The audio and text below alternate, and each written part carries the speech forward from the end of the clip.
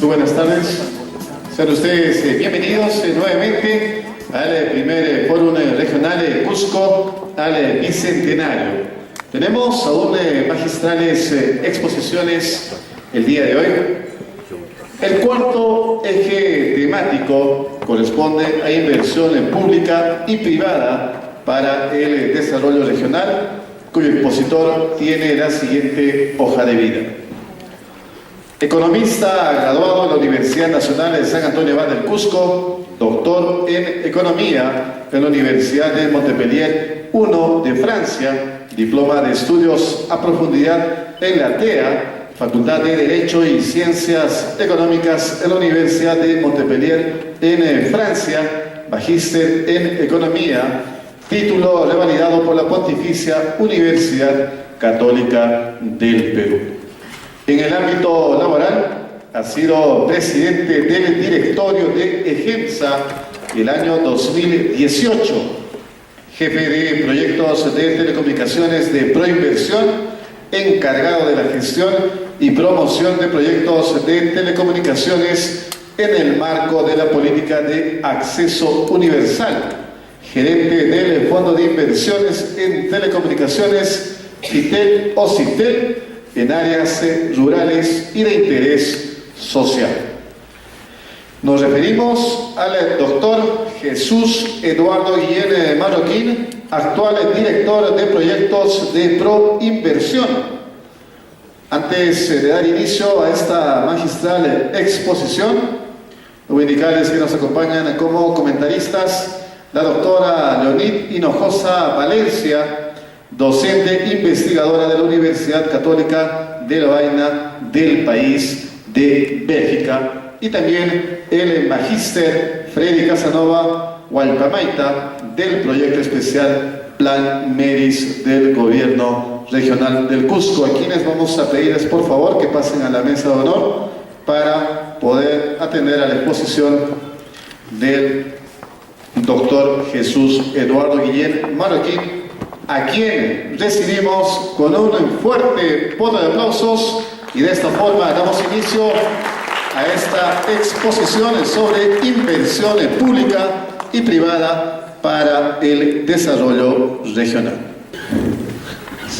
Señor decano del Colegio de Economistas, señores panelistas, señores asistentes a este foro, Cusco al Bicentenario. Lo primero que quiero hacer es agradecer por la invitación que me hicieron de participar en este evento. En segundo lugar, decirles que es un honor estar acá, y por dos razones. Uno, porque siento que estoy en mi casa, porque yo soy egresado de la Facultad de Economía de Cusco, de la San Antonio Abad. Y en segundo lugar, porque voy a hablar a un público que tiene mi misma profesión, o sea, me va a entender rápidamente. Le comentaba a Abel que acabo de salir de un evento sobre electricidad, y bueno, hablar sobre este tema ya sería terrible, y viceversa. Entonces la ventaja que tengo ahora, por eso estoy muy satisfecho, es de que puedo hablar el lenguaje, la jerga de nosotros, y yo sé que ustedes me van a entender, que por lo demás no difiere mucho de lo que la gente habla. Lo que pasa es de que hay es un tema de idioma, ¿no? Entonces creo que va a ser simpática la presentación. Entonces comencemos. Lo que me han pedido es de que vean inversión pública y privada. Entonces lo primero que quería hacer es, como ya les había dicho, estamos entre economistas, ¿qué dice la teoría económica sobre inversión? Y como vamos al Bicentenario, tiene que ser inversión ligada al crecimiento económico, si quieren al desarrollo también. Pero vamos a ser más simplistas y no complicar la cosa. Vamos a ver qué relación hay entre inversión y crecimiento. Y no es nada del otro mundo, ya desde Keynes, los modelos de Rothbard y todos los que hay hoy día dicen lo mismo. ¿Qué cosa dicen? De que si nosotros, el Estado y los privados invertimos, se me fue. Entonces, si hay inversión, hay crecimiento; si hay crecimiento, hay inversión; y si hay inversión, hay más crecimiento. Entonces, una cuestión sencilla, no hay mucho que explicar. Para eso hay amplia literatura que nos voy a recomendar. Y en segundo lugar, tiene que ver otra vez con la teoría del crecimiento y es, bueno, ¿qué implica crecimiento económico? Y también es algo que la gente incluso común entiende fácilmente, ¿no? Si hay crecimiento, mejora el empleo, hay más bienes de capital, hay más incorporación de tecnología, se reduce la pobreza, mayores ingresos, infraestructura, competitividad, hay utilidades empresariales, no hay que tener miedo a ese tema, y en general, bienestar. Ya, eso es lo que dice la teoría y eso es lo que la gente también comprende de la inversión. Y no voy a detenerme en la tercera idea porque ya lo dije. Entonces, ¿en qué viene la paradoja? Y la paradoja es, si es tan bueno porque está cuestionada hoy día. Y más que nunca, ¿no? Estamos a nuestro vecino y ahí hay un problema grave por una inversión y así sucesivamente. Y entonces, la pregunta es, ¿por qué? Analíticamente, ¿por qué? Siendo tan buena, es cuestionada. Y es fácil, ¿no?, de entender en el lenguaje nuestro. Y es que las externalidades que trae la inversión, sobre todo las negativas, son mayores a los beneficios que trae. Y entonces la gente y los agentes económicos perciben claramente de que está bien la inversión, pero como trae externalidades negativas, entonces la rechazan. Porque finalmente, para ponerlo en términos muy prácticos, y vayamos al vecino, pues una externalidad negativa es toda la contaminación ambiental, polvo, etcétera, que genera la inversión minera. Y entonces, si es percibido esto por la población, esta externalidad negativa hace que la inversión sea cuestionada. Segundo tema, y también es muy importante, la inversión crea cambios en la distribución del ingreso. Y es normal, pero el problema es cuando está sesgada. Y lo que sucede es de que el cambio tecnológico, autónomo, incorporado, llámenlo lo que quieran, normalmente tiene un sesgo hacia el capital. Y por consiguiente, cuando eso se va a la distribución del ingreso, sucede de que las utilidades, o sea, la participación del capital, suele ser mayor que la del trabajo. Y entonces, claro, allí interviene la política distributiva del Estado, que tiene que hacer algo, pero desafortunadamente nuestro Estado todavía no ha logrado niveles de eficiencia que permitan una compensación de este desbalance. Después tiene otros problemas, ¿no? La volatilidad. La inversión es volátil. ¿Qué quiere decir? Que depende de las expectativas, los riesgos, el marco legal, clima de inversión, etc. Entonces, es volátil. Entonces es gitana, se va, se viene. Entonces, eso hace que haya un cuestionamiento también a la inversión. Segundo, y esto ya tiene que ver con temas de gestión.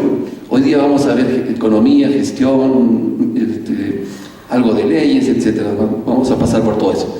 Entonces, esto tiene que ver con gestión pública y privada también. Lentitud o demora en la ejecución. Entonces, la gente dice, sí, me gusta la inversión, pero se demora tanto que yo no veo sus efectos. Entonces, la rechazo, la cuestión. Entonces, aquí tienen todo el problema de la inversión pública, todo lo que se llama permisología, etcétera, que tiene que ver otra vez con gestión pública. Siguiente es algo que vivimos en el país y en el mundo, o sea, tampoco es que estemos tan separados porque estamos en un mundo global. Bueno, muchas veces es origen de corrupción, de ineficiencias, de ineptitud, ¿no? Entonces, ¿cómo habla la gente esto? ¿Cómo dice la gente? Sí, pues hacen obras porque quieren robar. Es decir, invierten porque si no invierten no es posible sacar el riesgo. Entonces, la inversión es una fuente de corrupción. Y luego, dicen lo siguiente, ¿no? Se dice lo siguiente: como está diseñada, financiada y ejecutada en la mayoría de los volúmenes y el número de proyectos por empresarios, entonces lo que buscan es solamente ganancias, que está ligado a la distribución que les había dicho hace un instante, ¿no? Y en consecuencia, la debería ser el Estado. ¿Por qué? Porque se supone que el Estado es neutro, depende de nosotros, está bajo control, y entonces, al final, la última respuesta es sí, inversión sí, pero que la haga el Estado. Y entonces, bueno, Vamos a trabajar ese tema. Y entonces otra vez volvemos a la teoría económica. Y vamos a volver a la teoría económica más sencilla, ¿no? Para no complicar la vida. Y es que el Perú, bueno, en el modelo más simple de economía de mercado, no hay Estado y por consiguiente todos los bienes y servicios tienen que ser producidos por empresas privadas. Todos. Y si tienen que producirse todos por empresas privadas, es obvio de que quien tiene que hacer la inversión es la empresa privada, ¿no? Ese es algo que sabemos, que aprendemos en la universidad muy rápidamente.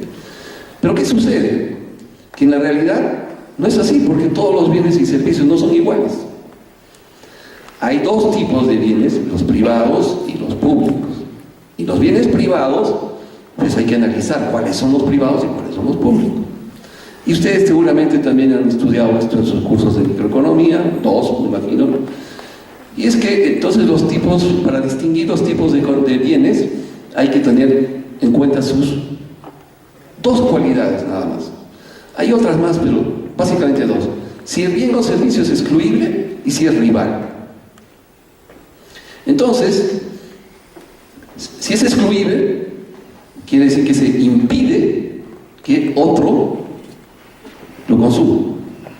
Y dos, si es rival, su uso hace de que el otro, la otra persona, pues no tenga ese bienestar. ¿Ya? Entonces eso también está típico de la teoría económica de los libros, ¿no? Tampoco estoy inventando nada. Bueno, y entonces ahora viene otra pregunta que es clave, ¿no? ¿Y cómo se excluye? Y es fácil, pues, ¿no? Se pone un precio y aquellos que pueden pagarlo, compran. Entonces vamos a poner el ejemplo clásico. Hoy día ya no se usa mucho, pero ahora vamos a utilizar esto. Un celular, ¿no? Entonces, este celular es un bien público, es un bien privado. Vamos a ver sus características, ¿no? Este celular se vende. Entonces, si es de alta gama, cuesta mucha plata, 3.000 soles, y así por el estilo. Entonces, hay unos consumidores que sí lo pueden comprar, otros que no. Entonces, los que no están excluidos. Entonces, esa es la manera que el mercado hace que haya bienes excluibles. Y dos, si ya ustedes tienen el celular para ver si es rival, se preguntan quién más se beneficia del uso de este celular. Y van a comprobar de que son ustedes o sus familias, si es que tienen el gusto de compartir el celular. Entonces, este es un bien privado. Tiene precio. Y entonces las empresas privadas van a tener ingresos. Y si tienen ingresos, van a tener beneficios. Y por tanto, aquí van a invertir. Entonces la inversión es esencialmente en bienes privados y bienes y servicios privados por los privados. Entonces, nada del otro mundo tampoco. Y ahora veamos el otro tipo de bienes.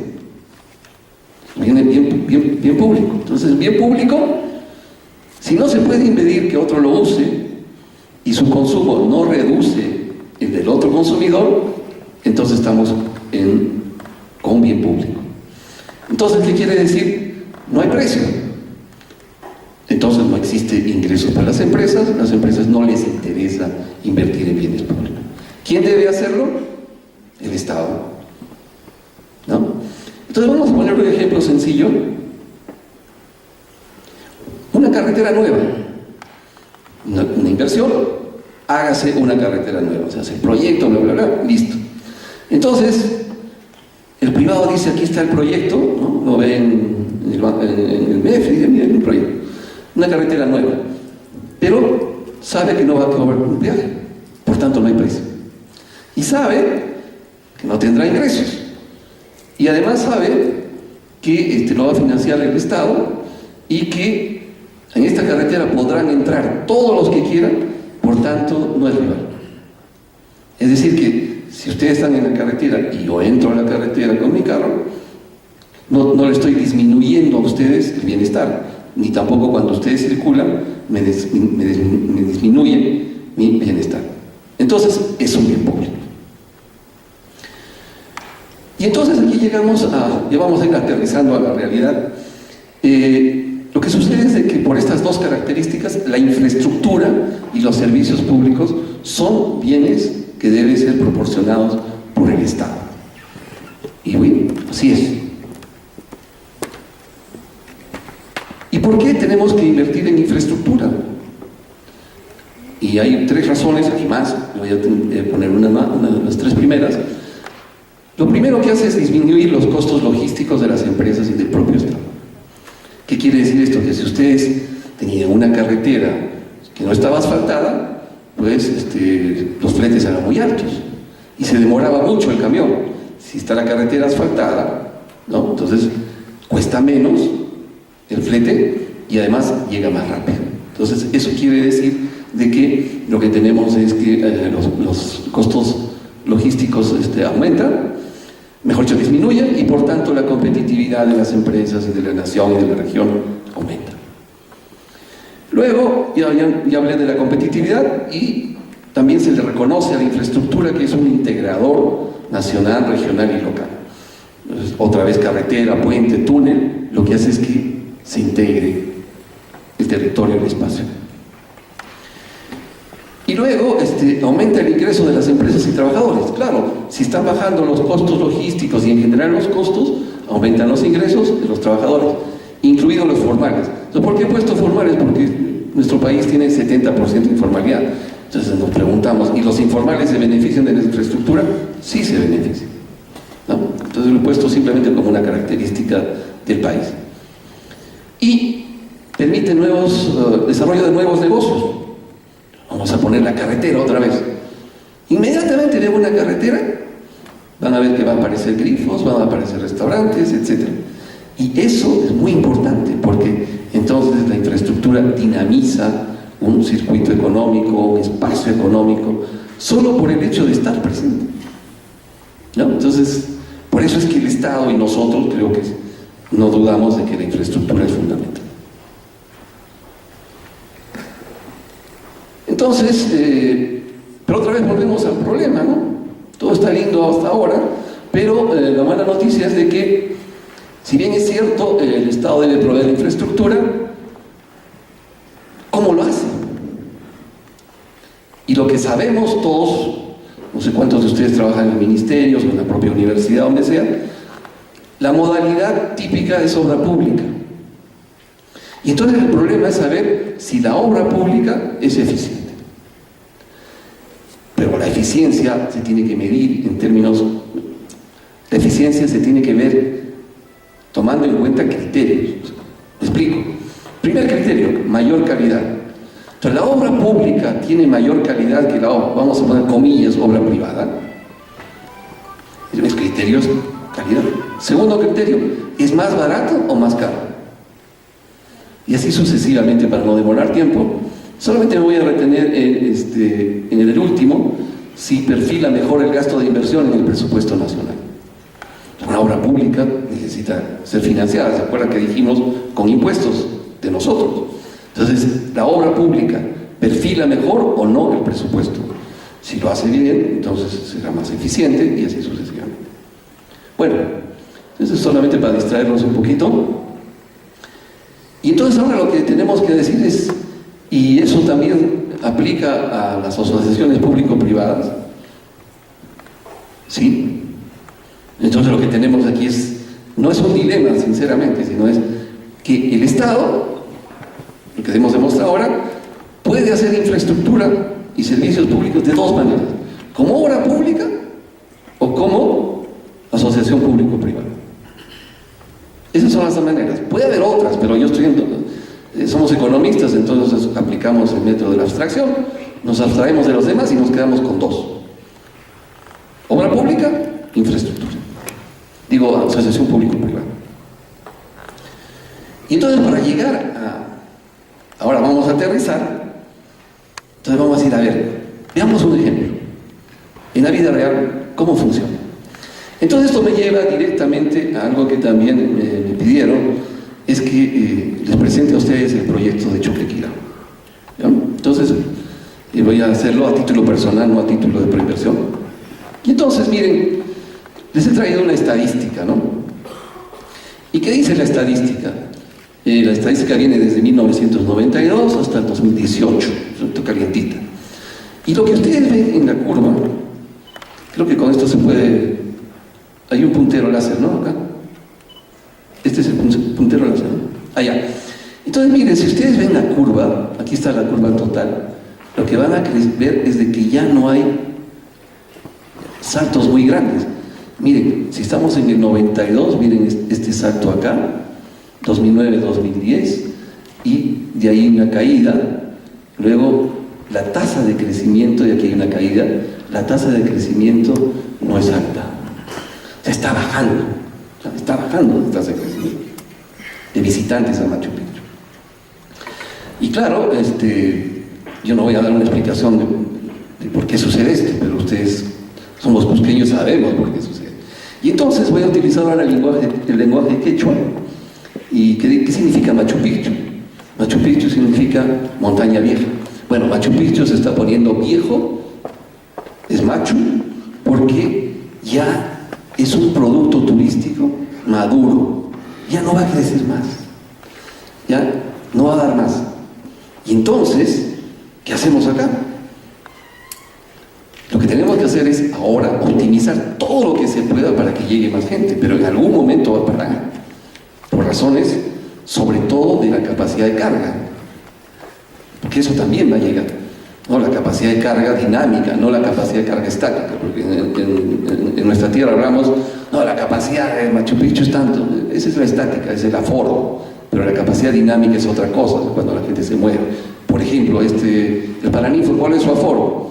300 personas, pero si hacemos 3 eventos en el día, ¿cuánto es la capacidad dinámica? 900. ¿No? Entonces, pero a pesar de todo eso y de la gestión que se puede hacer, esto ya está llegando a un límite.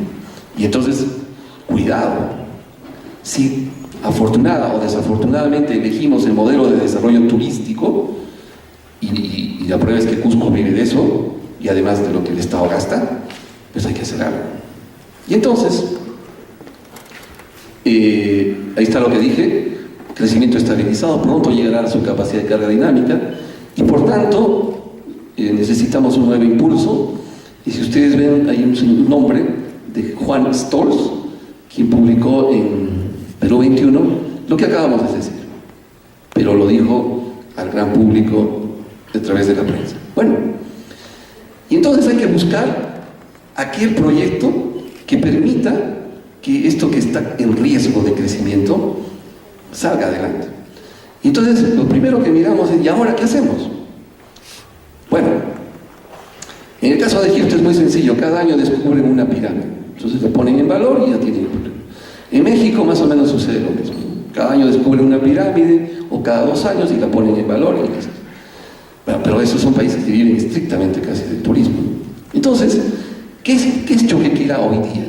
No voy a definir las cuestiones arqueológicas, ni mucho menos, pero Choquequirá es esto, esta línea,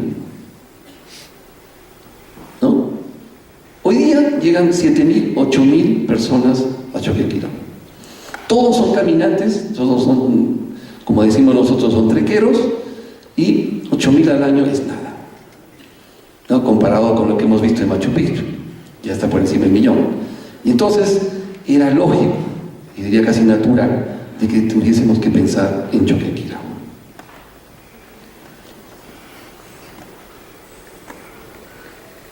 Y entonces se planteó el proyecto de Choquequirá.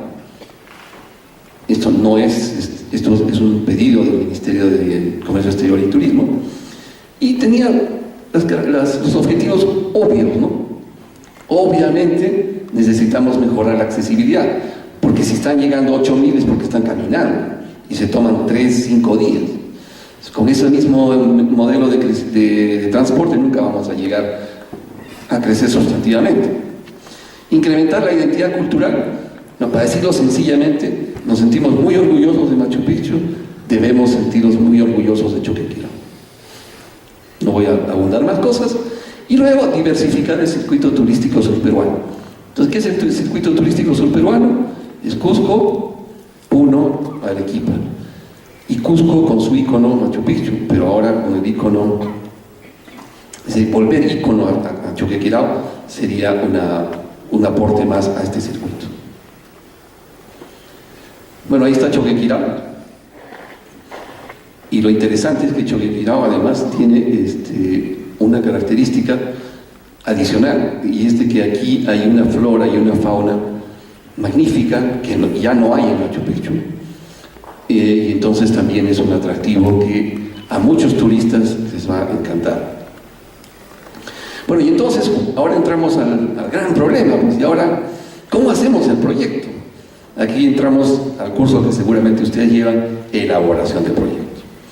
Entonces la primera cosa que decimos es que eje X, X, Y, entonces podemos hacer lo que queramos, el espacio es infinito. Pero no es verdad. La primera cosa es que la primera restricción que hay es cultural. No puedes hacer un proyecto si no respetas toda la legislación y la cultura que hay detrás de ese monumento. Entonces no puedes hacer lo que quieras. No puedes hacer, pues, vamos a poner helicópteros. No puedes, porque eso va a deteriorar el monumento, etc., ¿no? Segunda restricción, lo que acabo de decir, medioambiental. ¿Quieres destruir el oso de anteojos? No. Entonces no puedes hacer un proyecto donde haya un ruido monstruoso, donde la basura esté botada, etcétera, etcétera. Tercera restricción que nosotros enfrentamos fue: tiene que ser 2 teleféricos. ¿Por qué? Porque es una decisión política. El ministerio dijo: yo quiero dos teleféricos. ¿Y por qué 2? Porque en la anterior ocasión había un proyecto que salía de Apurímac y aquí fue denunciado, ¿no? Y se hizo un recurso de amparo que no ganó la municipalidad de Anta, pero igual paralizó el proyecto. Entonces el Estado dijo: ya, para evitar por lo menos la pelea entre Cusco y Apurímac, vamos a hacer 2 teleféricos, uno que salga de Apurímac y otro que salga de Cusco. Así por lo menos no evitamos la guerra Chanca-Quechua. Magnífico. Pero eso te pone una restricción. Pues tiene que ser 2. Podría ser uno solo. Podrían ser 3, no. Solo se quiere 2. Y así sucesivamente. La última que voy a poner es un tema que todos conocemos, que el recurso del Estado de Perú finalmente sigue siendo un país pobre. Entonces hay un tema de presupuesto y un tema de financiamiento. Entonces, bajo esas restricciones y muchas más, no he puesto todas, es que se lanza el proyecto. La formulación, no el proyecto. Y entonces, ya no les voy a contar toda la historia. Hoy día, la pregunta que les lanzo, que quiero lanzar y responder al mismo tiempo es: ¿y entonces qué es el proyecto de Choquequirao? Y el día de hoy sí puedo decir qué es el proyecto de Choquequirao. Si ustedes me preguntaban eso hace 6 meses, les iba a decir: no lo sé. Pero ahora sí, porque ya el estudio está llegando a su fase final. Los que trabajan en proyectos de inversión pública estamos en la fase de ingeniería conceptual y en pocos días estaremos en ingeniería básica, de ahí el resumen ejecutivo, de ahí la declaratoria de viabilidad. Eso lo saben los que trabajan en el Estado. Y entonces ahora sí, vamos para adelante. Entonces tiene un primer componente. Entonces, ¿qué es Choquequirao? Es un proyecto de accesibilidad. ¿Por qué? Porque llegan 8.000. ¿Cuántos queremos que lleguen? Muchos más, no le voy a decir cuántos. Y entonces, para eso, ¿qué tienes que hacer? Vías de acceso vehicular. 2, tienes que mejorar las rutas de trekking para que no sean 8.000, sean más. Y 3, tienes que poner un sistema de transporte por cable. Y claro, aquí viene un problema, dice: ¿y por qué un sistema de transporte por cable? Porque es lo más amigable con el medio ambiente y con la naturaleza. Tanto es así de que hoy día, ¿no es cierto?, hay una pelea enorme porque se haga el teleférico de Machu Picchu, porque ya los buses se ha demostrado de que son un problema ambiental, geológico, etc. Entonces ya no hay duda de que tiene que ser un teleférico. Y luego viene todo esto de acá. Tenemos que poner estaciones centrales justamente para este transporte. centros del arriero, porque no queremos matar la ruta de trekking, puestos de control, como existe en Machu Picchu, pero no entre todo el mundo, ¿no? Y paradores, observatorios, etcétera. Todo lo que hay que hacer para que no suceda el modelo Machu Picchu. Esto tiene que estar mucho más integrado. Bueno, y entonces ahora viene una segunda parte, que no es el proyecto, lo voy a repetir una vez más, no es el proyecto. Es que para llegar a Choquequirao, hoy día no hay carretera, se camina, pero eso no quiere decir, y esto es muy importante que ustedes sepan, que las municipalidades distritales han hecho un esfuerzo tremendo y han ido construyendo poco a poco, año a año, carreteras que se aproximen al monumento. ¿Ya? Entonces la Municipalidad de Santa Teresa ha hecho lo suyo, la Municipalidad de Mollepata ha hecho lo suyo, la Municipalidad de Huanipaca ha hecho lo suyo, y de una u otra manera se ha llegado a aproximarse lo más que se pueda a la puerta, digamos, de ingreso al monumento. Y entonces, esto se llama los anillos viales. Entonces, los anillos viales no son el proyecto. No son el proyecto. ¿Ya? El proyecto es lo que dije al principio. Y entonces, ¿de qué se trata este anillo y quién lo va a financiar? Esa es la pregunta elemental, ¿no? Entonces, vamos a ver. ¿Qué es el anillo? Está dibujado allí, pero es complicado de verlo tan fácil. Entonces, primero es Cusco a Santa María, ¿ya? De Santa María a Santa Teresa, de Santa Teresa a Colcapampa y de Colcapampa a Yanama. Entonces, ¿esta carretera existe hasta Santa María? Existe. ¿Hay que mejorarla? No, porque es una carretera nacional de 2 carriles. Los turistas no se van a hacer problema de subirse a un bus para llegar ahí. La carretera de Santa María a Santa Teresa, sí es una tragedia. Pero al próximo año ya se va a hacer porque está aprobado el perfil, está aprobado el estudio técnico y el expediente también. Se va a licitar y se va a hacer. ¿Cómo va a ser? Igual que esta carretera. Pero de aquí, de Santa Teresa a Colcapampa, también hay una trocha que hay que mejorar. Y de Colcapampa a Yanama, que es el punto más cercano al monumento, también existe una carretera, pero que hay que mejorar. ¿Y qué quiere decir mejorar? Ponerla como si fuese una carretera nacional. Y luego viene este anillo que es fundamental, y es uno que comenzaría en Colcapampa y terminaría en Mollepata, de manera que miren, si ustedes siguen esto, ya un camión que viene de Quillabamba no tiene que pasar por Cusco. Eso es extraordinario.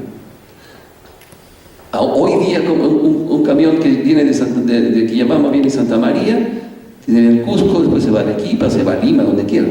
Pero con este anillo, ya no. Y esta es una reivindicación fundamental de ANTA y de Mollepata, que tenemos que satisfacer, porque si no, no va a haber licencia social.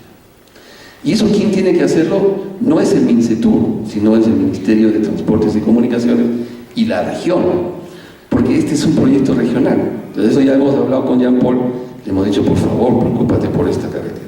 ¿De acuerdo? Y luego, ¿qué pasó? No, me fui al otro lado. Bueno, entonces ahora volvemos al proyecto. ¿Cuánto vale el proyecto? El proyecto vale 900 millones de soles.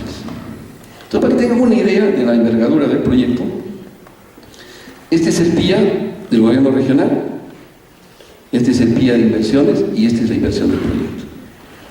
Entonces, haciendo una abstracción, porque por supuesto la inversión es intertemporal, no alcanzaría, todas las inversiones de este año del gobierno regional no alcanzarían para hacer el proyecto. Y entonces ahí viene el problema, ¿y cómo la financiamos? ¿Ya? Pero voy a volver rápidamente a la anterior. ¿Ya? ¿Y cuánto cuesta esto? ¿Cuánto cuesta arreglar todo eso? ¿No? Entonces, perdóname, voy a poner los lentes, porque ese no es parte del proyecto. Pero todo eso costaría 876 millones de soles. Entonces, sumado más los otros 800, estamos por casi 1.000 millones de soles. Entonces, no es una inversión cualquiera. Entonces, ahí la pregunta es, ¿cómo la financiamos? Entonces, eso no está puesto porque todavía es extraoficial, ¿ya? Y además, les reitero, no es parte del proyecto. Esto tiene que financiarlo y hacerlo el Ministerio de Transporte. Ya, entonces pasamos rápidamente esto y ya vimos esto. Entonces ahora sí tenemos que ver si esa es la envergadura del proyecto. ¿Cómo la hacemos? ¿La hacemos por obra pública o la hacemos por asociación público-privada? Entonces ya tenemos una primera visión, ¿no? Es cara. Pero bueno, vamos a ver cómo lo solucionamos. Entonces, para eso, vuelvo al método de los economistas, vamos a hacer un modelo simplificado, súper simplificado, y como ustedes saben, un modelo simplificado en economía es poner supuestos. De manera que nos abstraemos y decimos, esto no lo voy a ver por el momento, esto tampoco, y solamente voy a ver lo que importa. Entonces, ¿cuáles son los supuestos que hemos puesto? Aquí está la obra pública, hasta aquí está la APP. Entonces vamos a decir, es el mismo proyecto. ¿Cuánto? 900 millones. Iguales costos de inversión, operación y mantenimiento, ya, es un supuesto. Evidentemente, cuando relajemos los supuestos no es lo mismo. Y luego, no existen costos de transacción, es un supuesto fuerte, ¿no? Pero bueno, así es, para entender mejor. Igual tiempo de evaluación financiera, es decir, 20 años, 30 años, para las dos opciones. Y finalmente, no finalmente, pero sí muy importante, que se cuenta con la licencia social. Ese es un supuesto fuerte. Si no hay licencia social, no hay nada, ¿no? Y después tenemos otros supuestos más. Por obra pública no hay restricción presupuestaria. Supuesto fuerte. Por APP, eso no es un supuesto, es la verdad, pero lo he puesto como si fuese un supuesto. Está financiado por el privado, por una estructura de deuda capital, el WACC, todo lo que ustedes conocen, eso. Y luego viene que los precios relativos son estables, no hay inflación. Y finalmente, la matriz de riesgos y el manejo de los riesgos es semejante. Y aquí he puesto un pequeño jueguito ahí para que vean cuáles son los riesgos, ¿no? Riesgo de diseño, riesgo ambiental, construcción, demanda, geológicos y otros. Listo, vamos para adelante. Entonces ahora vamos a ver la obra pública. Entonces el modelito, ahora vamos a poner como nos gusta a los economistas, ¿no? X, Y. Entonces lo primero que hemos puesto acá es ¿cuánto va a ser el tiempo? Supuesto, dijimos va a ser el mismo tiempo. Entonces le hemos puesto 2 años de construcción y 10 años de operación. Entonces en 2 años se construye y 10 años se opera. ¿Ya? Por supuesto se puede operar mucho más, pero para la evaluación financiera, que los que hacen proyectos saben perfectamente de qué hablo, eso es. Y entonces, ¿cómo funciona la obra pública? Entonces, la obra pública funciona así, miren, ¿no? Los que trabajan en el Estado saben perfectamente eso. Lo primero que hay que hacer es, claro, hacer el concurso. Aquí están los 900 millones. Hay que hacer un concurso para identificar quién es el ganador, quién es el contratista, o sea, el que va a hacer la obra. Ya lo hemos identificado, es cualquier empresa que ganó el concurso. Y entonces el contrato, ¿qué cosa dice? Lo primero que tienes que darme es un adelanto. Normal, ¿no? Te doy un adelanto. Segundo, me vas a pagar en 4 armadas estos 2 años. Entonces aquí tienes la valorización 1, la valorización 2, la valorización 3, la valorización 4. Y las hemos puesto igualitas para simplificar. Y entonces, si pagamos todo, ¿no? El valor de la inversión a los 2 años es 900 millones.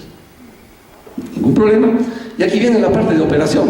Una vez que el proyecto está hecho, aquí se me falló, hay que pagar la operación y mantenimiento, es decir, que las carreteras no se deterioren, que el teleférico funcione, etcétera, etcétera, ¿no? Y también hemos puesto que todo sea igual. Y aquí sí viene una rayita que es complicada de entender a veces, y es que, ¿qué pasa si el Estado dice, voy a cobrar un peaje? Entonces, el año 3, el peaje es chiquitito, todo esto tiene que financiarlo el Estado, y así sucesivamente. Pero aquí ya, digamos que los ingresos son elevados, entonces se recolecta esto es para pagar la operación de mantenimiento y esto es excedente para el Estado. Modelo simplificado. ¿Ok? Y por eso hemos puesto variaciones. Hay un riesgo de mercado, pero no vamos a ir más allá. Pero esa no es la realidad, pues. Entonces ahora vamos a relajar y vamos a poner la realidad. ¿Y cuál es la realidad? Está definida acá. No, pero hay riesgos. Entonces vamos a poner los riesgos, ¿ya? Primer riesgo. Se le dio el adelanto y de repente hay una lluvia torrencial terrible en Choquequirao y riesgo climático, se paralizan las obras. Entonces, ¿qué dice el contratista?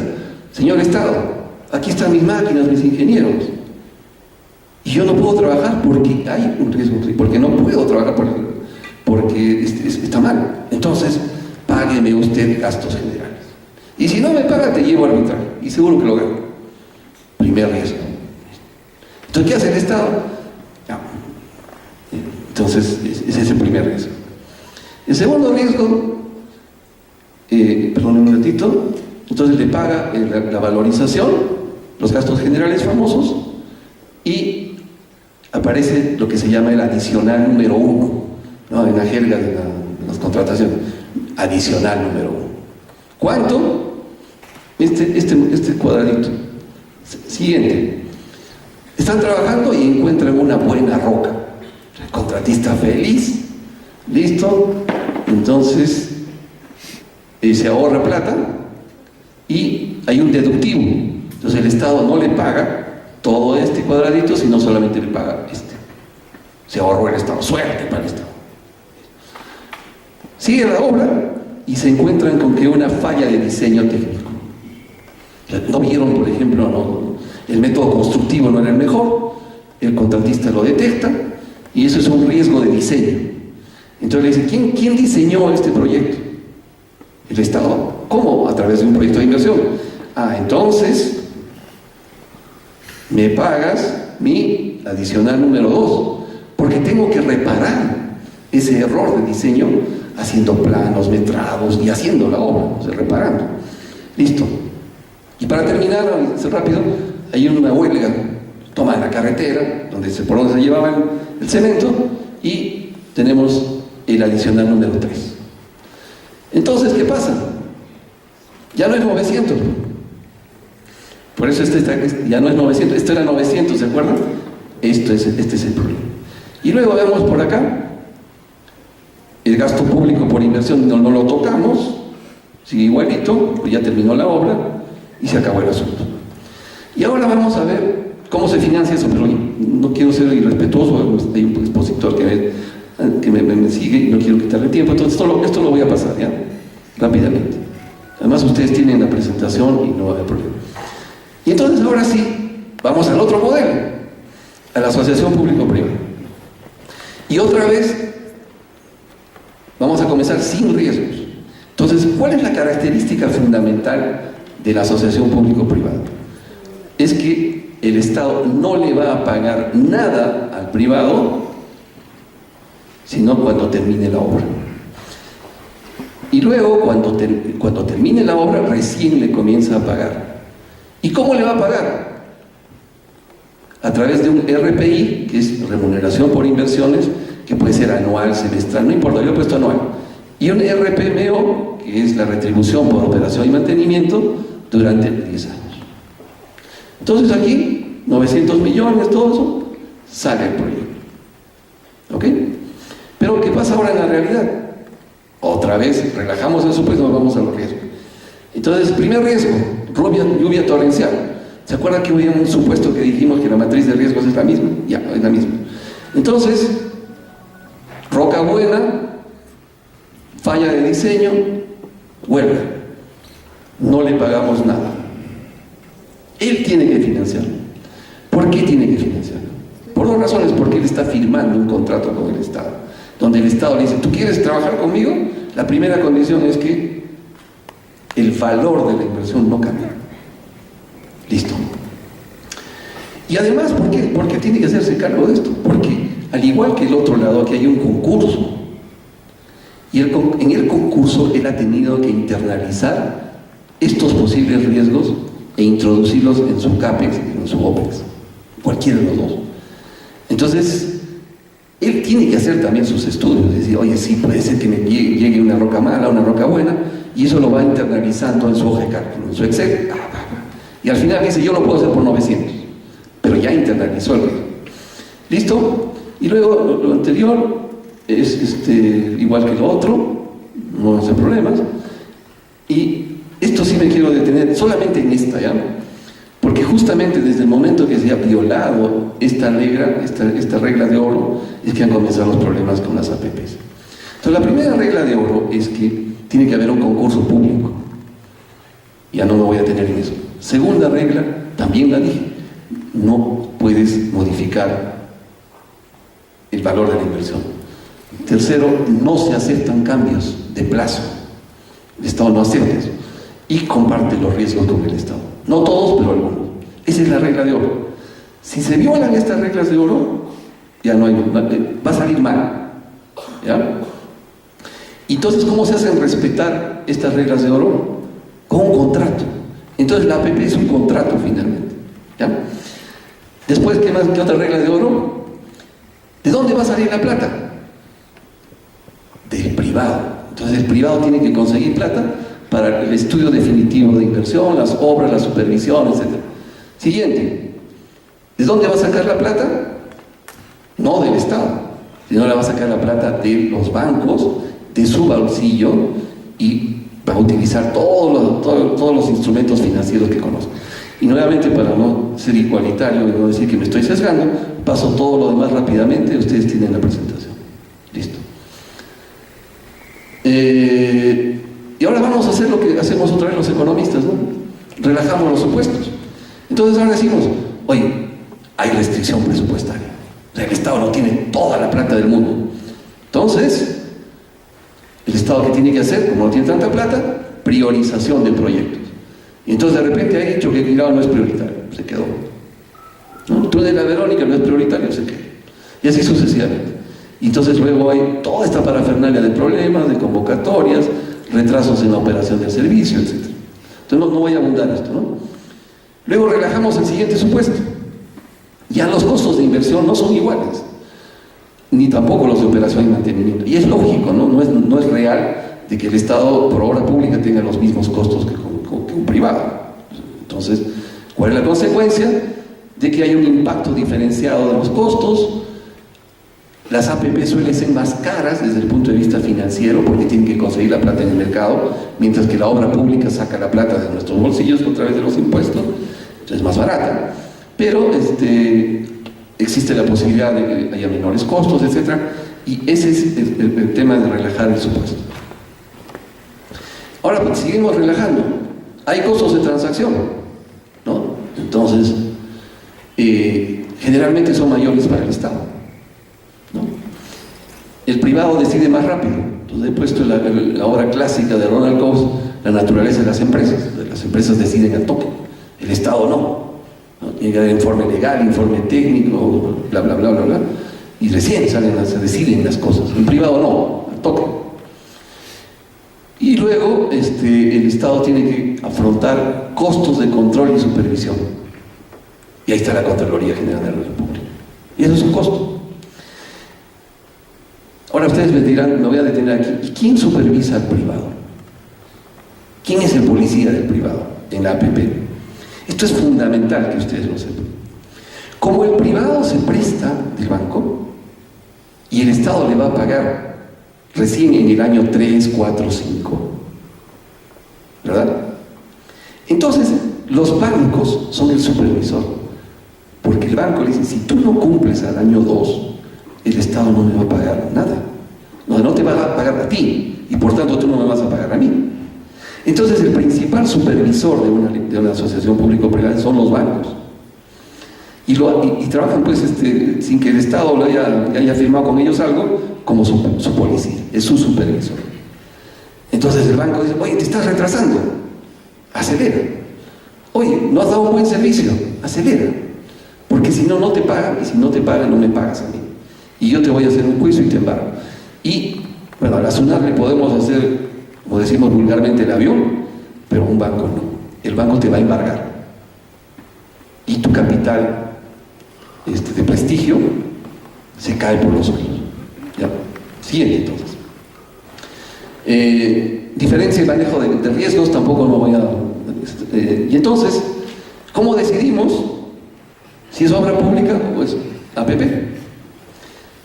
Y la regla de oro es esta: valor por dinero.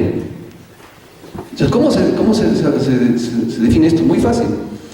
Primero establecemos los niveles de servicio iguales para ambas modalidades. Es decir, por ejemplo, el teleférico tiene que estar funcionando 6 días sobre 6 días. 6 sobre 7. Ese es un nivel de servicio. La tasa de accidentes tiene que ser 1% por año. O sea, de cada 1000 viajes, 1 puede tener problemas. Esos son los niveles de servicio. Voy a ser un poquito más chato, ¿no? Los servicios higiénicos no pueden estar, no pueden dejar de funcionar, no deben dejar de funcionar máximo 2 días. Continuos o por etapas, ¿no? Y así sucesivamente. Entonces, el banco le dice al privado: tienes que cumplir todo eso, ¿no? Si no, no te pagan. Y entonces, la siguiente es que hacemos la contabilidad del costo total de inversión, el costo de operación y mantenimiento de ambas modalidades, y luego se decide por cuál será la modalidad, quedando los mismos servicios al Estado, digamos a la población, no al Estado, le cuesta menos al Estado. ¿Ya? Termino simplemente diciendo lo siguiente: estas ideas no son nuevas, no se preocupen porque hay historia económica sobre este asunto. Entonces, lo que hemos hecho a lo largo de la historia es racionalizar todo lo que la humanidad estaba haciendo. Entonces, simplemente les digo, ¿cuál fue la primera obra de concesión en el mundo? La primera obra de concesión en el mundo es el canal de Midi, eso queda en Francia. Es un canal de agua, como el canal de Panamá, que une el Mediterráneo con el Atlántico. Entonces había un río, lo han manchado y listo. ¿Y saben cuándo fue la idea? 1662. 1662. En esa vez estaba la monarquía y el rey Luis XIV lo aprobó en 1666, o sea, 4 años después. Y la construcción terminó en 1681, casi 20 años después. Bueno, en esa época se hacía a mano, ¿no? A mano quiere decir con pico y pala, ¿no? Y ¿saben qué tamaño tenía ese canal? 240 kilómetros. ¿Existe ese canal? Sí existe, pero ya no sirve para llevar el trigo del Atlántico al Mediterráneo, sino hoy día es una joya turística, es como Machu Picchu, es otra maravilla turística moderna, y los alemanes son los que más disfrutan de eso, y los ingleses creo que también. Y claro, ahora ya no es una concesión, es el Estado, porque una característica que me olvidé decirles es de que después del año 12, esa obra es del Estado. Nunca el Estado pierde la propiedad. Desde la primera piedra hasta que se cumple el plazo de la concesión, es del Estado. Eso lo diferencia de la privatización, donde la privatización sí, vendes los activos, nunca más lo ves. En la concesión, en la APP, el concesionario devuelve y además se vuelve en un cuidante de los intereses del Estado. Eso también sucede por la obra pública. Entonces, como le digo, no estamos ante un dilema, sino simplemente estamos frente a una decisión de eficiencia presupuestaria, eficiencia de construcción, etc. Y, para terminar, si esto se quiere que funcione, tiene que tener dos condiciones, ¿no? Uno, tiene que estar liberado de corrupción. El peor enemigo de cualquiera, sea obra pública, o sea, es la corrupción. Y puedo decir de que, porque ustedes lo saben perfectamente por la prensa, la corrupción no está en los ámbitos burocráticos, está más arriba. Y felizmente están cayendo. Así que los arreglos se hacen en otro lado, más alto, ¿no? Y bueno, esperemos que eso cambie. Y la segunda condición es de que haya una licencia social. Y vamos para terminar, y ahora sí de verdad, estoy aquí porque creo que la academia, ¿no? Y no veo a Olger Dueñas, porque le prometí que cuando estuviese listo el proyecto, la universidad tenía que ser el primero en enterarse, y estoy cumpliendo mi palabra. Pues ustedes son parte de la sociedad y son los que ustedes que tienen que dar también la licencia social. No es ANTA, no es Moyepata, claro que ellos que tienen que dar, pero nosotros somos también cusqueños y tenemos que dar esa licencia social. Y la academia es fundamental, porque son ustedes capaces de entender esto y son capaces de transmitir en un lenguaje sencillo esta opción. Al final, si se hace por obra pública o se hace por obra pública, no importa, lo importante es que se haga. Porque el Cusco no puede seguir sin proyectos emblemáticos. Ya se nos cayó el gas, ojalá que no se caiga el gasoducto, ¿no? Y así sucesivamente, ¿no? Entonces, por eso es que estoy muy contento, porque sé que ustedes, si les parece interesante, nos darán el apoyo para que la licencia social se consiga. Muchísimas gracias por escuchar.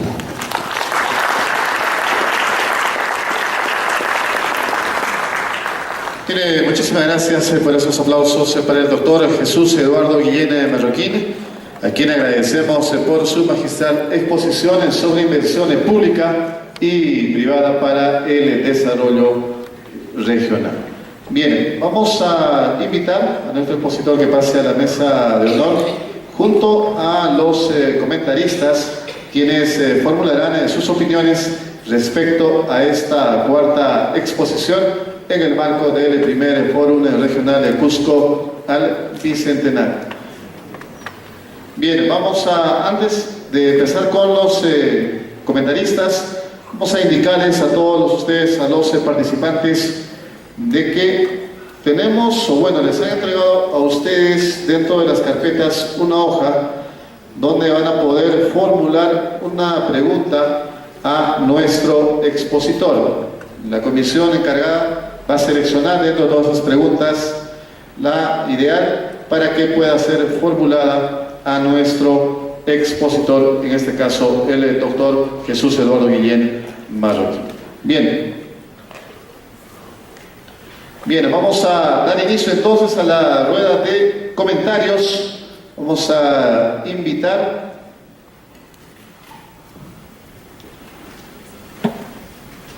a la doctora Leonid Hinojosa Valencia, quien nos va a dar pues su opinión sobre la exposición de este cuarto tema. Le recibimos con un fuerte voto de aplausos. Por 5 minutos nos dará a conocer sus opiniones. Bueno, buenas tardes a todos. ¿Se escucha bien? Sí. Primero quiero tomar algunos segundos para agradecer al Colegio de Economistas por invitarme a estar en este panel. Para mí es muy grato. Como Jesús, yo soy también de la casa, viviendo un poco fuera, pero siempre siguiendo la realidad regional y nacional con mucho interés.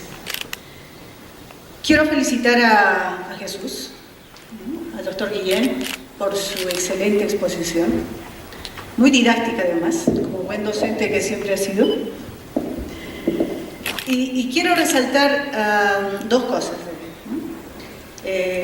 Yo voy a interpretar su exposición como un aporte muy práctico, ¿no?, con casos muy prácticos relacionados al desarrollo de Cusco, en términos de economía pública y economía institucional, ¿no? Nuevamente los economistas más o menos manejamos la jerga, entonces no voy a detallar estos temas. Y lo que quiero hacer es hacer un comentario complementando esta visión que él ha presentado en términos de estas dos, digamos, subdisciplinas o ramas dentro de la economía, a partir de una mirada más de economía política y economía ecológica, de lo que él ha presentado. Entonces, lo que quiero decir primero, ¿no?, es, bueno, solamente para recordar muy rápidamente para todo el público, ¿no?, que la economía política, ¿qué cosa es? Es tener una evaluación muy clara de cómo los factores políticos influyen las decisiones económicas. Y la economía ecológica, y subrayo la palabra ecológica para diferenciarla de la economía ambiental, que tiene que ver mucho con esta visión de sostenibilidad en todo el proceso económico. Entonces, una cosa que me gustó mucho de la exposición de Jesús Guillén, y lo voy a tuitear porque, bueno, somos de la misma generación, es que él ha hecho un paralelo muy interesante, muy simpático, muy didáctico de lo que es la teoría y lo que se ve en la práctica.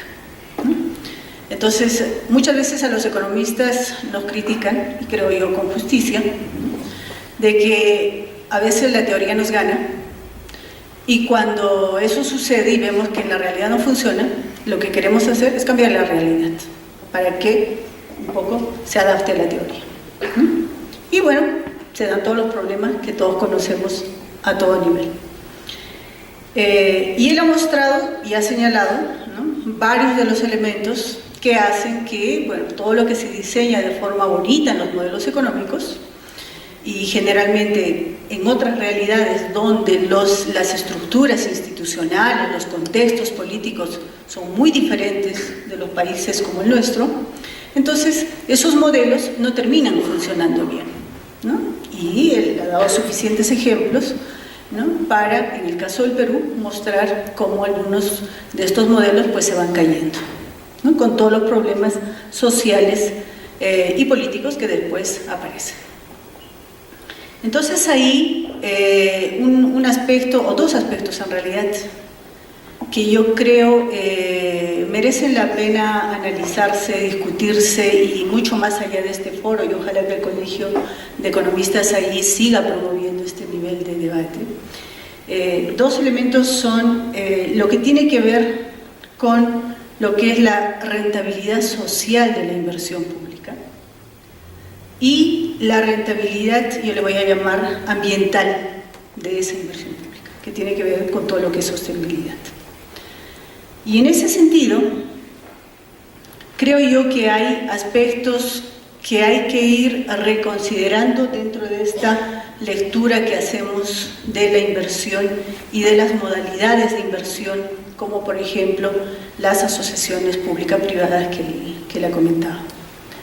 Yo, sin conocer mucho el tenor de la exposición de Jesús, ¿no?, vi un poco la página de Proinversión y encontré ahí unas cifras, ¿no?, que hablaban de, por ejemplo, esta nueva modalidad de inversión, gasto por impuestos, ¿no?, de inversión por impuestos.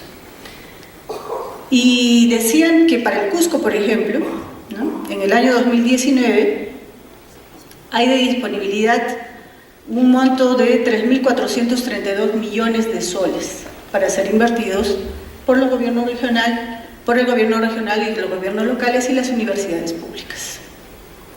Entonces, este análisis rápido que voy a hacer de este monto, creo yo es aplicable a un proyecto de las dimensiones de Choquequirao, como Jesús ha expuesto, o a cualquier otro proyecto grande, ¿no?, para ver cuál es esa rentabilidad social. Y me puse a hacer un poco de cálculos, ¿no?, y si los cálculos, bueno, no me fallaron, yo dividí esa cantidad de los 3.432 millones de dólares que están disponibles para la inversión en este año entre un aproximado de 450.000 habitantes que tiene un poco la región. A ver si no me fallan los números. Y me da un monto de 7.627 soles por habitante por año. Sí, eso. Entonces, para una familia de 4 miembros, en promedio, eso da 30.500 soles al año, como ingreso familiar. Lo cual, si pensamos que son 2 los miembros que trabajan, da un promedio de un ingreso de 15.253. ¿No? Entonces, en la mañana el presidente del gobierno regional, ¿no?, daba un poco las estadísticas de la región y señaló que el PBI en la región es de 15.695 soles por año. Ese PBI por habitante, obviamente con toda la distribución mala que tenemos dentro de la región, pero bueno, es un indicativo. Si le tomásemos un 60% de valor agregado a ese PBI, para tener una idea del ingreso, eso nos daría 9.417 soles de ingreso. Comparado con los 7.600, ¿no?, que resultaría de no hacer inversión, sino darle a cada individuo como una forma de ingreso universal, ¿no? Eso es aproximadamente 80% de lo que se generaría como ingreso. Entonces, ¿a qué van estos cálculos? Es decir, con tanto cuestionamiento que existe a la inversión pública, con sus diferentes modalidades, sea pública exclusiva, sea la asociación, las APPs o otras de gasto de inversión por impuestos, ¿no? Los individuos, cada individuo de la sociedad cusqueña tendría la capacidad de hacer inversión, ¿no?, para generar una dinámica y que llegaría a cada una de las familias, ¿no? Esto, por supuesto, uno puede cuestionar y decir, bueno, pero entonces, ¿qué hacemos con las grandes obras, ¿no?, que son que van más allá del mercado, ¿no?, de bienes públicos, de bienes privados, y por lo tanto, ¿no?, ¿quién las va a financiar? Como decía muy bien Jesús. Y eso, ¿no?, me hace pensar en esta parte de la economía política, ¿no? En la historia no solamente de esta región, sino del país, lo que se ha visto es que si bien el Estado tiene la misión de hacer inversión en bienes públicos, que no lo va a hacer la empresa privada porque no es rentable para ellos directamente, ha resultado que por factores políticos, ¿no?, esas obras, sobre todo infraestructura, en bienes públicos, ¿no?, ha terminado beneficiando al final a sectores privados, y no a cada individuo, sino a grandes empresas nacionales o internacionales, y que en el ritmo de la historia pues han generado todos los conflictos que se conocen y un descrédito completo del Estado en tanto inversor público. Entonces, con estos temas, ¿no?, y a estos temas le podemos añadir esto de la rentabilidad ambiental, ¿no? Hasta qué punto el Estado, sea como gobierno central, como gobiernos regionales y como gobiernos locales, tienen las capacidades, ¿no?, de hacer que estas inversiones generen, ¿no?, y vayan más allá de la medida simple que conocemos del Producto Bruto Interno, e incorpore todo lo que Jesús decía bien, estas externalidades negativas que se manifiestan mucho en lo ambiental, ¿no?, y que van disminuyendo la tasa de retorno de esa inversión pública. Y nuevamente ahí, ¿no?, podemos encontrar muchos ejemplos en los cuales, sobre todo las inversiones públicas, debido a un problema de gestión, o sea, más allá de la obra, ¿no?, terminan deteriorando el capital natural y el capital social de las poblaciones donde estas obras se hacen. Entonces, eso creo nos debe llamar mucho la atención, ¿no?, sobre todo a los economistas, para no quedarnos solamente en los cálculos de inversión, de consideración de costos de transacción, de mejoramiento de mecanismos de inversión, encerrados en estas esferas, ¿no es cierto?, que tenemos dentro de los modelos económicos, para pasar más allá, ¿no?, a lo que es gestión y por lo tanto lo que son recursos humanos, dentro de quienes van a hacer la gestión, pero además de quienes van a hacer la fiscalización, de quienes van a regular los mercados, ¿no? Y eso significa, como decían bien en la mañana, o daban a entender tanto el alcalde como el presidente del gobierno regional, en mejorar las capacidades de las instituciones locales para ejercer estos roles y de dar la posibilidad, yo diría, complementando a lo que se dijo en la mañana, ¿no?, a estos empresarios reales o potenciales, ¿no?, que recibiendo estas cantidades, ¿no?, podrían dinamizar la economía, ¿no?, con una mejor redistribución del ingreso y sostenibilidad, en la medida en que su inversión va a garantizar, o el buen uso de su inversión, del monto que reciben para inversión, tendría que garantizar la sostenibilidad familiar y la dinámica de lo que son las pequeñas, medianas empresas hacia adelante. Ahí nomás. Gracias. Bien, muchísimas gracias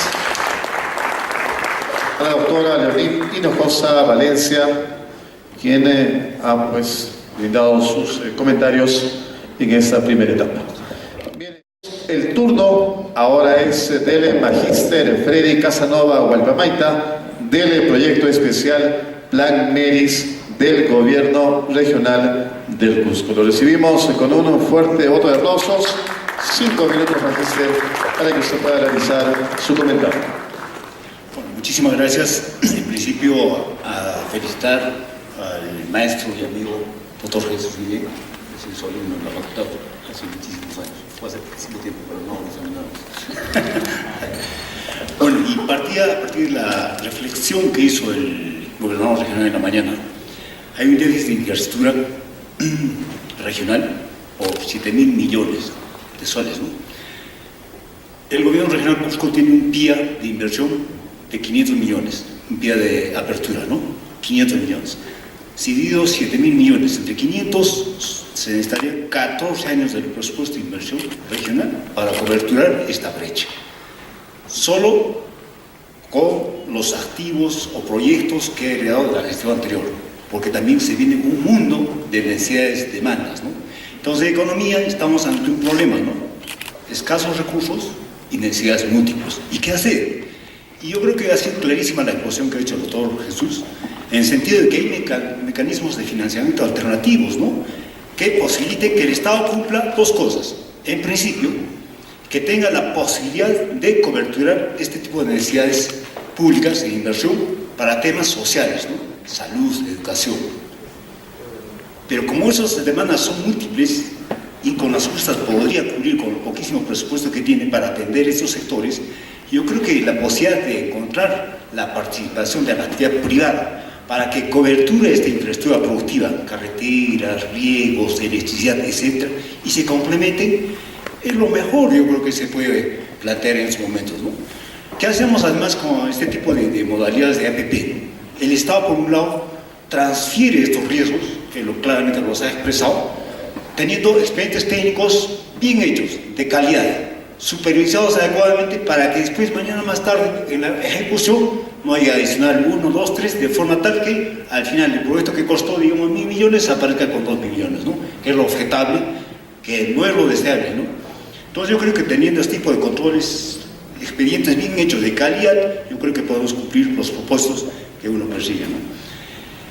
Sobre el tema de también los beneficios que traería un mecanismo APP, el Estado se encargaría de coberturar estos servicios básicos, salud, educación, por ejemplo, ¿no? Entonces tendría gente saludable, un PEA saludable, con mejores niveles educativos. Esos puestos a disposición del privado, obviamente le conviene, ¿no? Y a la vez, el privado cobertura estas infraestructuras productivas, de las cuales también se va a beneficiar. Si tiene buenas carreteras, obviamente los costos de transacción se minimizan, ¿no?, por ejemplo, ¿no?, o comunicaciones, etcétera, y entramos al tema de competitividad. Yo creo que lo mejor ante estas restricciones presupuestarias, este mecanismo de APP es lo más conveniente en estos momentos. Ante restricciones presupuestarias y demandas múltiples de atención de todo orden, ¿no?, riego, etc. Yo particularmente un proyecto riego importante. Por ejemplo, tengo una demanda de 20 proyectos en este momento, ya con expediente técnico y en ejecución. Necesito 2.000 millones, ¿no? Y con el presupuesto que me dan 50 millones, nunca voy a terminar. Y así las demandas van a seguir y seguir, ¿no? Y aprovecho la oportunidad para hacerle una pregunta, ¿no? Es cierto que también la inversión privada para implementar estos mecanismos APP busca sectores donde claramente se puede establecer tarifas, ¿no? Y donde puede recuperar. Para el caso, doctor Jesús, del sector agro, sabiendo los temas de minifundio, el tema de la cobertura de las tarifas, si yo quiero poner una tarifa por el servicio de agua para el río, obviamente esto causa pánico en los productores agrarios, muchos de ellos analfabetos, ¿no? Ya te mete con el mundo de la privatización del agua, que el Estado nos quiere privatizar, el agua es un regalo de Dios y que cómo es posible que nos cobren, etcétera, etcétera, ¿no? Y el tema de la licencia social también, pues para ejecutar proyectos de tipo mucho más interesante que un simple proyecto de riego. Muchos de ustedes han escuchado hablar del proyecto Salva-Pucara. Creo que James también en algún momento estuvo interesado en este proyecto. Es un proyecto agroenergético que tiene todas las características para ser un proyecto tipo APP, ¿no? ¿Qué hace el privado? Construye la represa, almacena millones de metros cúbicos en la parte alta del Salca, de la cuenca del río Salca, acá en Canchis, genera hidroeléctricas y cobra sus inversiones, retorna y vende su electricidad. Esas aguas, una vez turinadas, abajo se pueden recaptar y ahí el Estado puede tener participación para construir infraestructura de riego, que puede incorporar fácilmente 10.000, 30.000 hectáreas, pero teniendo como antecedente esa ejecución previa de la infraestructura, ¿no? Vía represas. Entonces, teniendo estas dificultades de orden estructural, el tema del minifundio, el tema de la resistencia a pagar unas tarifas por servicio, porque obviamente también el riego es un servicio que se debe cobrar, ¿no? Se debe transparentar de acá en los años que se viene un mecanismo de cómo cobrar, ¿no? Las inversiones que hace el Estado, ¿no? Porque también hay inversión privada que ya está obteniendo réditos, ¿no? Por ejemplo, en Limatambo, muchos de ustedes preguntarán qué hace Limatambo un proyecto de riego. Está dinamizando la exportación de paltas. Se está exportando a Suiza, que habla del Valle Sagrado con el maíz blanco, ¿no? Y así, en Ceja de Selva, estamos con el tema del cacao, del café orgánico, que ya se exporta y donde se hace infraestructura. ¿Están los productores en la obligación de coberturar esas tarifas? ¿Sí o no? Si yo quiero un mejor servicio, que mi agua llegue en los tiempos oportunos, en la cantidad de oportunidades exigidas, obviamente tengo que pagar, es un servicio más. Entonces, ¿cómo se puede, doctor Jesús, mejorar estos temas de mecanismos de APP para apoyar este tipo de financiamiento de infraestructura en el tema del riego? Muchas gracias. Bien, muchísimas gracias por sus comentarios al magíster Freddy Casanova Huaypamaita del proyecto especial Plan Meris del Gobierno Regional del Cusco. Bien, con esta participación hemos llegado al final de esta cuarta exposición que estuvo a cargo del doctor Jesús Eduardo Guillén Marroquín, director de proyectos de preinversión, para quien el Colegio de Economistas hará entrega de un reconocimiento especial por su participación en calidad de expositor con el tema sobre inversión pública y privada para el desarrollo regional. Señor decano, por favor, si usted pasa al medio. Señor expositor, también, por favor, si usted pasar al medio para hacer entrega de este reconocimiento que entrega el magíster Juan Abel González Boza, decano del Colegio de Economistas del Cusco. Señor decano, al medio, por favor, si pasamos, para poder hacer el registro fotográfico, por favor.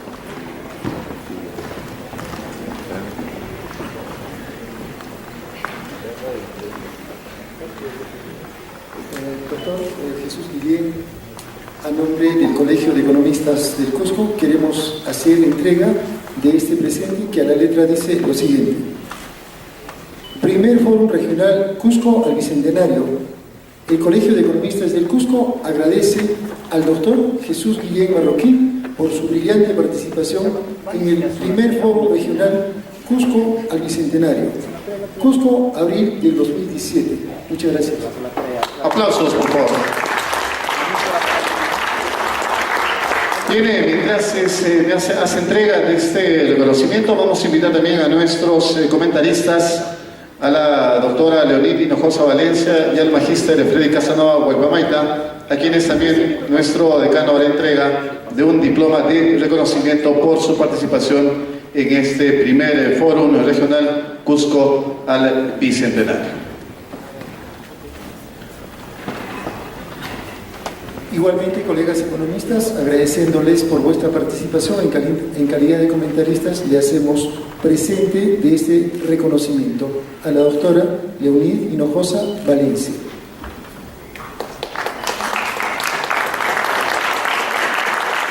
Lo propio para nuestro colega, Magíster Freddy Casanova Huaypamaita. Muchas gracias, Freddy.